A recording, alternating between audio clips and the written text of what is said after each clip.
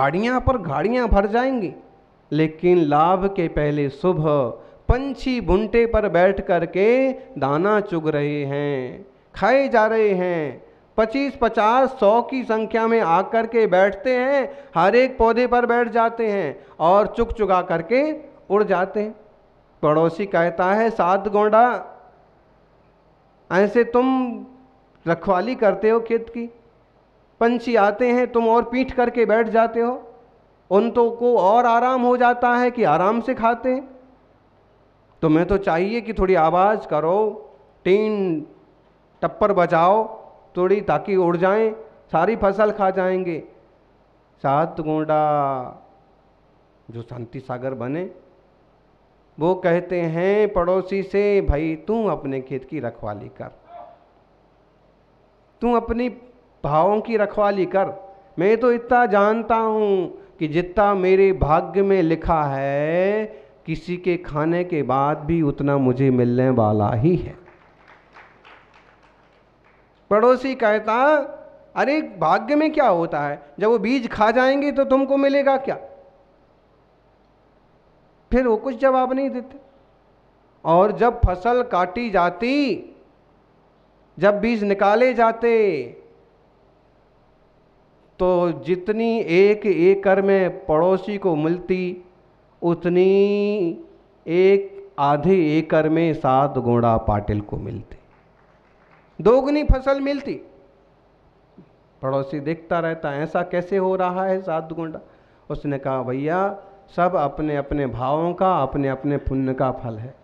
तुझे लगता है कि किसी के खाने से कम हो जाता है, इसलिए पहले ही कम हो जाता है, और मुझे लगता है कि कोई भूखा प्यासा खा जाता है तो उससे कोई कम होता नहीं है। आजकल का ज़माना ऐसा आया है कि एक एक रोटी, एक एक पकवान, एक एक वस्तु की सुरक्षा करती। कई बहुएं, कई घरों में तो गिन के रोटियां बनाई जाती। अरे ऐसा कैसा दरिद्रपना। बच जाएगी एक दो तो कोई गाय आएगी, कोई कुत्ता आएगा, कौआ आएगा, भूखा व्यक्ति आएगा। थोड़ा बड़ा दिल रखोगे तो बड़ी कमाई होगी।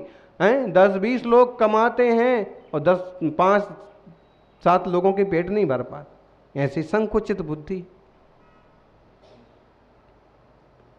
घर में सब लोग कमाते हैं ना, तो भी परिवार सुख से नहीं चल पाता। क्यों? वैसी सोच हो गई। और कभी एक ही कमाता है लेकिन सब सुखी हैं। कमाई बहुत नहीं हो रही है। एक तो आत्मिक सहजता है, सुख है। दूसरा है कि अगर हम किसी को दे देते हैं तो कोई कम नहीं पड़ जाता। उदारता का भाव, और उदारता ही देखा जाए तो एक तरह का सुख है। बड़ी उदारता थी उनके जीवन में। तो इसीलिए संसार में रहे तो शुभ लाभ किया उनने, और संयम के मार्ग में आए तो धर्म लाभ दिया समाज को। खुद के जीवन में भी क्षमा, मार्दव, आर्जव, शौच, सत्य, संयम, तप, त्याग, आकिंचन, ब्रह्मचर्य सब धर्मों को उतारा और लोगों को भी भरपूर धर्म लाभ दिया। ज्ञानियों, धर्म लाभ, जीवन में धर्म का आना। हिंसा धर्म नहीं है, पाप धर्म नहीं है, कपट धर्म नहीं है। कई बार लोग पशु पंछियों की बलि तक दे देते देवताओं को। बोले इस देवता को तो बकरा पसंद है, इस देवी को तो भैंसा पसंद है, अमुक देवता को शराब चढ़ाई जाती है। धन्य है तुम्हारी बुद्धि। देवता क्या तुमसे गरीब हैं, तुमसे तुच्छ हैं, जो उनको ये लगता है।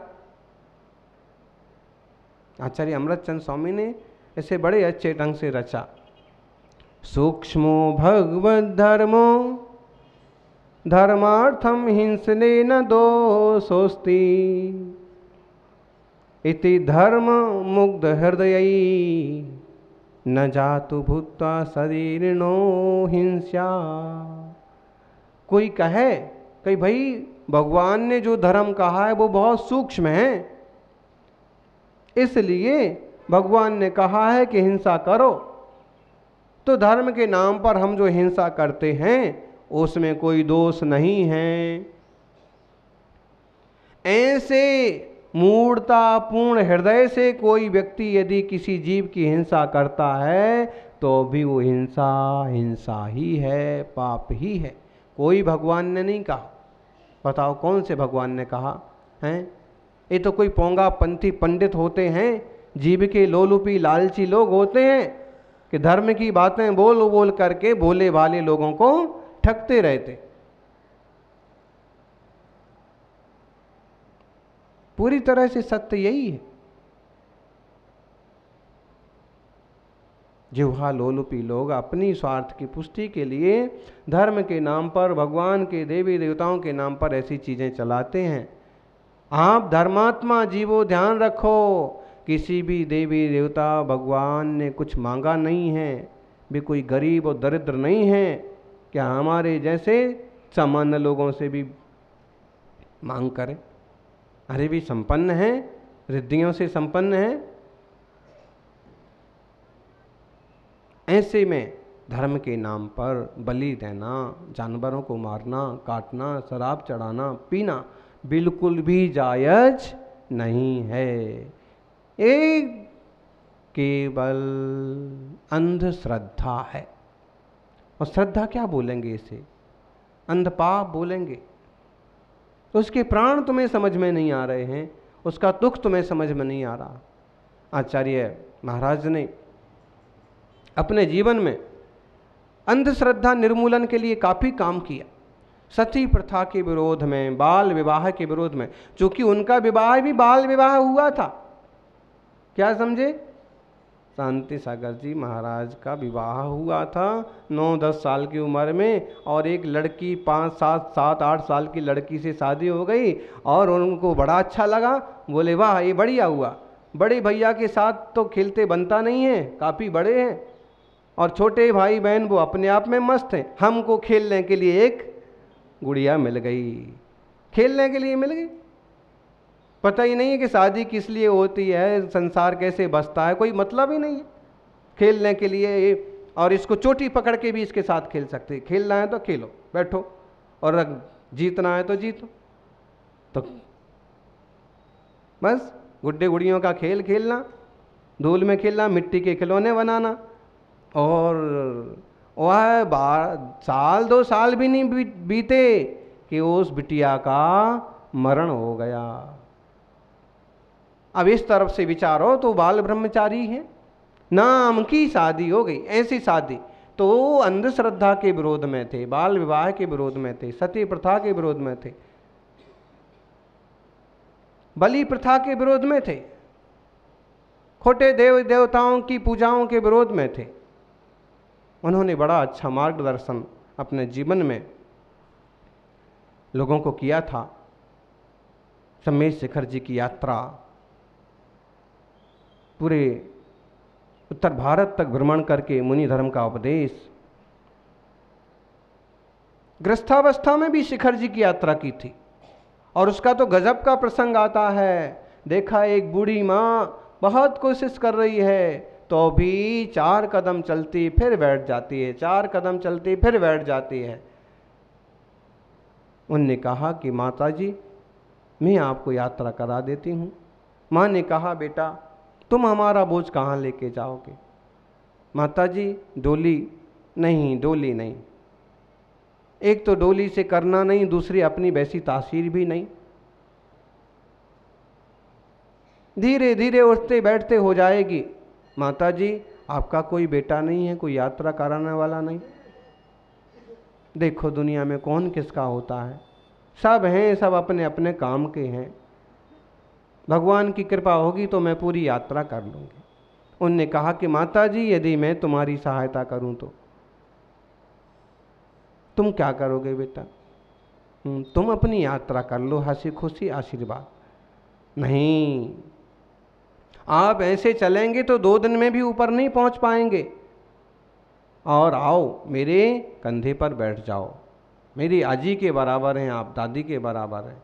और अपने कंधे पर बिठा करके सम्मेश शिखर की यात्रा उन्होंने उस माँ को कराई। बताइए कितना धर्म प्रेम, कितनी सेवा की भावना, और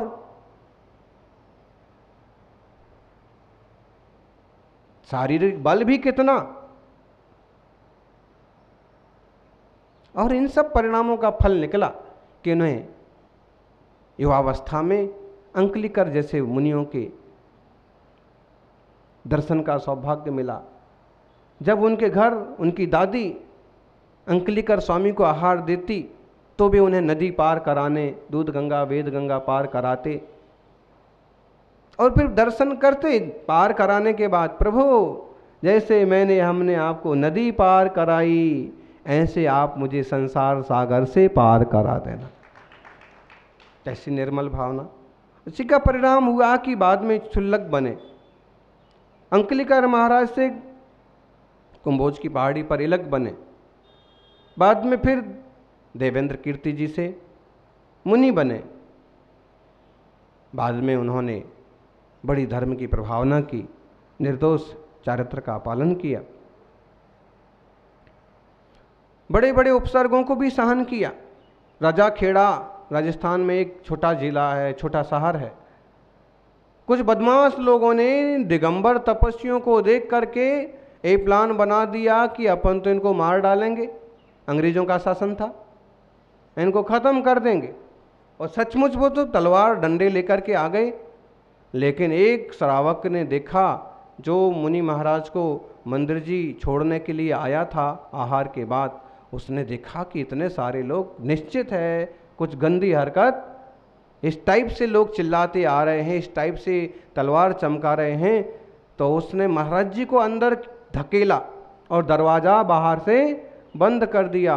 और बाहर उसी घर में से लकड़ियाँ बांस रहती हैं, बड़ा सारा डंडाल लक्कड़ निकाला और उसने मुकाबला चालू किया।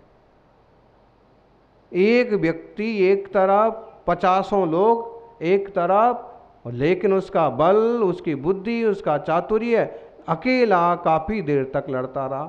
फिर कुछ श्रावक आ गए, फिर हल्ला हो गया, फिर पुलिस आ गई। पुलिस वालों ने बदमाशों को पकड़ लिया, मुखिया को दबोच लिया कि सब पकड़े गए, सब भाग गए। फिर जिद्दी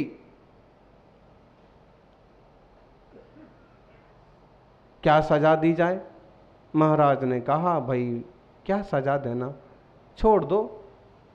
पुलिस वाले कहते हैं, आप साधु हो, आप तो ऐसे ही कहोगे छोड़ दो, लेकिन क्या करना है ये हम इसको थाने ले जा कर के देखते। और अंग्रेज़ों का जमाना था। फिर उनका क्या हुआ सो वो जाने, लेकिन महाराज जी ने सहन किया, शांति रखी, और हर परिस्थिति में शांति रखी। इसलिए उनका शांति सागर नाम सार्थक भी हो गया। ओम नमो जिनाणम, ओम नमो जिनाणम। तज्जयति परम ज्योति समम समस्तैरनंत पर्यायै दर्पण तलयो सकला प्रतिफलति पदार्थ मालिका यत्र।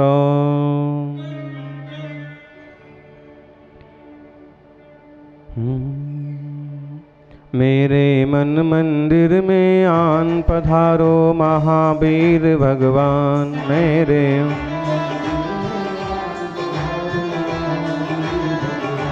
मेरे मन मंदिर में आन पधारो महावीर भगवान।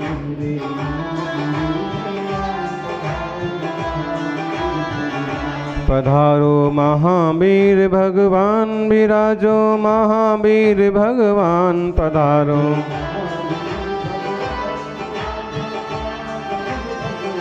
पधारो महावीर भगवान, विराजो महावीर भगवान।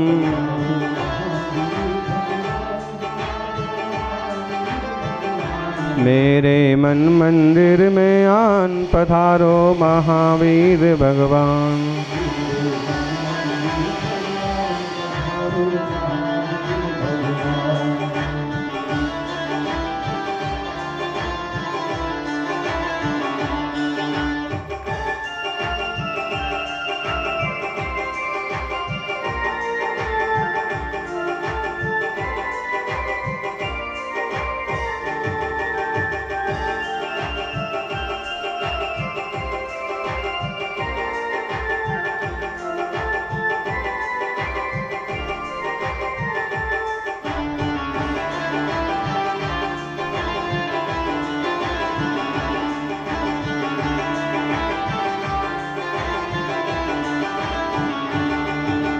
प्रभु जी तुम करुणा के सागर, रूप तुम्हारा महामनोहर। प्रभु जी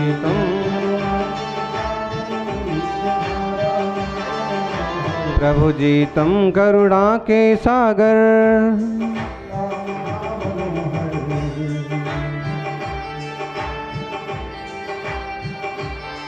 कर दो हमरा कल्याण, पधारो महावीर भगवान मेरे मन मंदिर में।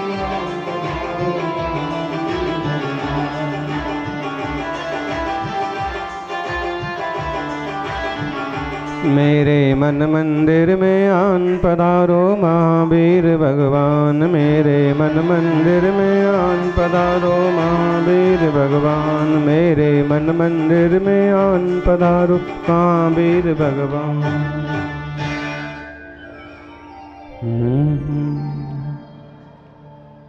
आदिम तीर्थेश्वर आदि विधाता देवादिदेव महादेव आदिनाथ भगवान की, वर्तमान जिन शासन नायक वर्धमान महावीर भगवान की, आचार्य श्री आदि सागर जी महाराज की, आचार्य श्री महावीर कीर्ति जी महाराज की, तपस्वी सम्राट गुरुदेवाचार्य श्री सन्मति सागर जी महाराज की। जगत के जीव सब सम हैं, किसी पर गम नहीं फेंको। जगत के जीव सब सम हैं, किसी पर गम नहीं फेंको।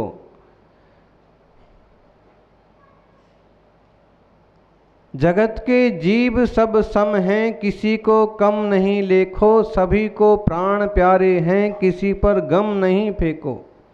प्रभु महावीर की वाणी अहिंसा यह सिखाती है, अगर कुछ दे नहीं सकते तो सबको प्यार से देखो। अगर कुछ दे नहीं सकते तो सबको प्यार से देखो।